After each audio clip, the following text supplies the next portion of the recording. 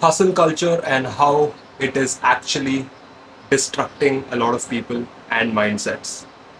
What's up, guys? My name is Karanjeet Vinod. A lot of you may know me as Coach by Karan on Instagram, and a lot of you may know me as a sports nutritionist, as a person who helps you achieve your body, right? That's what you might know me as, right? Or from a fitness point of view until now. My point with these videos is I just want to help people from what I have experienced in my life and what I have learned, right? In no way am I saying my way is better, but these are just certain experiences which may help one of you. And if it helps you change in any way for the better, I'd love it. Anyways, I'm gonna post a lot more of these videos because I've just had a eventful 2 years of my life, and I can't wait to share a lot of things, what I've learned, what I've realized, what I've experienced in my life. I'd love it if you can subscribe to my channel so this reaches who it needs to reach and you keep watching my videos. That's all it is. Anyways, without further ado, let's start today's video. So the hustle culture, right? What do we know of it? What do I know of it? It's basically glamorizing overworking, glamorizing not giving yourself enough respect or love, if I must say, and just constantly in a state of work, not giving your body enough rest. I've actually written them down, one second. And always being highly stressed and not having actual boundaries between your personal self and your work life, right? Now, don't get me wrong, sometimes for some people it's absolutely required for them to do some work, right? And for you to get off to a good start and to get yourself used to working, definitely. But I'll tell you where I see this going in the term, right?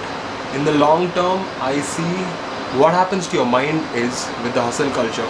Since you're doing so much work, since you don't really have a boundary between your personal life and your work life, and you're doing all of this, and let's say you're an entrepreneur, right? Let's say you go to the gym, let's say you make videos in the gym, right? Let's say you're highly disciplined and you're doing this constantly. First thing is, it gives you a sense of false ego in your mind that you are better than everybody else, that you are above everybody else because you're hustling right now. It's very glamorous, it looks glamorous to the world and everybody is put it on a pedestal. You're doing that, so in your mind you think I am better than everybody else, right? And this has happened with me. That's why I'm saying it. I'm not saying this because I see people like this. That may or may not be the truth, but this has happened with me. The point with that is, you are constantly comparing yourself and what you have done to others. It's basically an ego thing, right? So I can do this, I'm doing so much, I'm working this, I'm doing that, but look at them, they're not doing anything. They can't do this, they can't do that. It may or may not be the truth because we are just looking at a very small percentage of someone else's life when we're in public, when we're whatever, or your friends, whatever it is. Or even if that is the truth, and if you can do better than them, or if you are working better than them, or if you are relentless, you are dedicated, disciplined, whatever it may be, the point is, you don't have to look at them from a demeaning point of view. You don't have to belittle them just to make yourself feel better, right? Don't condition your mind to that. Rather say, I see this person struggling with this, or this may help them, right? Go out there and give them a hand and say, let's do it together, I'm here for you, right? And wholeheartedly do that. That is the real essence, I would say, or real purpose of why I am here. I want to help people become their best version in whatever ways it is, right? And I feel joy when I do that for other people, or if I'm a part of that journey, right? If I see them get successful in what they're doing, if I see them lose weight or whatever it is, right? I feel happier, right? I feel fulfilled. Without going in a tangent, coming back to the hustle culture. So the first thing we spoke about, an ego trap. It gives you a false sense of ego trap that you're better than everybody else. You are the man. Now don't get me wrong. Believing in yourself is absolutely and utterly needed. You need that, right? You need to believe in yourself because if you don't, nobody else will.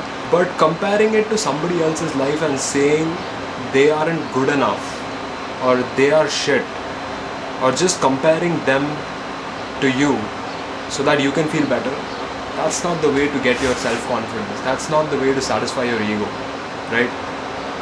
It may seem good right now, it may seem very, you might put yourself on a pedestal, but trust me, over a point of time, you're just in that same rut again and again, and these things over a long period of time become insecurities. You will not be able to stand someone who does better than you. You will be envious, you might come off as envious, right? And you don't want that, right? You don't want to come off as envious, you don't want to come off as insecure. These are things people are facing but aren't realizing what it is, because I am seeing a lot of people go through this on a daily, day-to-day basis. Who people I meet at work, people I talk to, this is what they're facing. But what is the point? What do I have? The point here is you live your life, you work hard, you're doing your things, you're dedicated to your craft, you do it, it's all good. To get inner satisfaction, right? To be fulfilled, stop comparing yourself to somebody lower than you, above you, whatever it is. Don't use comparison as a tool to satisfy your ego. Rather, draw inspiration from someone who's doing better than you, that you feel, right? I aspire to be like them. I aspire to use these things the way they have done it, right? Don't look at it in a way like, oh, why does he have that? Why do I not have that? Oh, he must have done this, that's why he has that. No, sometimes they deserve it. Sometimes the answer is just they've worked hard, they've had their time, and they deserve it. Or whatever it may be. Even if they're there for the wrong reasons, it's absolutely fine. You just focus on yourself and what you can do for society, what you can do for people around you, right?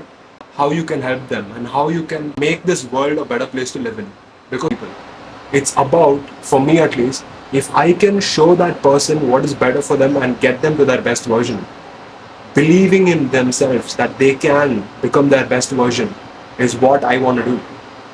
I don't want to just sit there and be like, I'm better than everybody because I've been in this for so many years, or I've faced so many struggles in my life, or whatever it is, right? Everybody faces struggles, everybody does whatever they do. But you cannot look at things like that.